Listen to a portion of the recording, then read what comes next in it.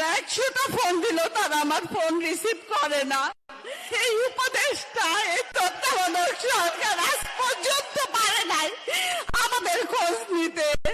আমার হাজবেন্ড মারা গেছে আজকে 3 মাস। আসসালামু আলাইকুম, আমি শহীদ আব্দুল্লাহ বিন জাহিদের আম্মু ফাতেমাতুল জোহরা।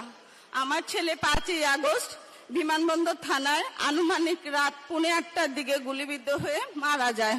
আমার 2টা সন্তান, আমার বড় ছেলে আব্দুল্লাহ বিন জাহিদ 16 বছর, আমার ছোট ছেলের বয়স হচ্ছে 14 বছর।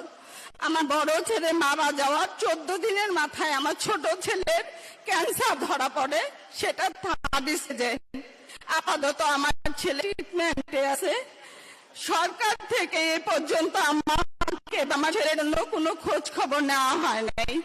এই মার্চের 18 তারিখে আমার হাজবেন্ড ব্রেন স্ট্রোক করে মারা যায়।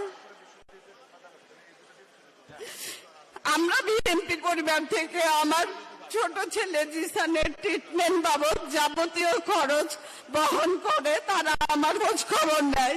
কিন্তু যাদের রক্ত দিয়ে দেশ গড়ছে সেই সার্জিদ হাসনাতকে আমরা 100টা ফোন দিলেও তারা আমার ফোন রিসিভ করে না। এই উপদেশটা, এই তত্ত্বাবধায়ক সরকার আজ পর্যন্ত পারে নাই আমাদের খোঁজ নিতে। আমার হাজবেন্ড মারা গেছে আজকে 3 মাস।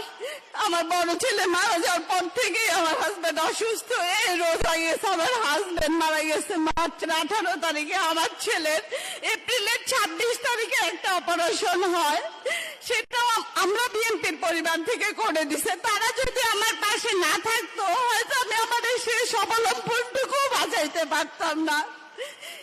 এই শুক্রবার 4 তারিখে আমার ছোট ছেলের আরেকটা অপারেশন হবে। সবাই আমার ছেলের জন্য দোয়া করবেন। কিন্তু আমার ছেলে রক্তের বিনিময়ে যারা এই দেশ গড়ছে তারাও তো আমাদের খোঁজ এখনই নেয় না, পরে আর কি নেবে।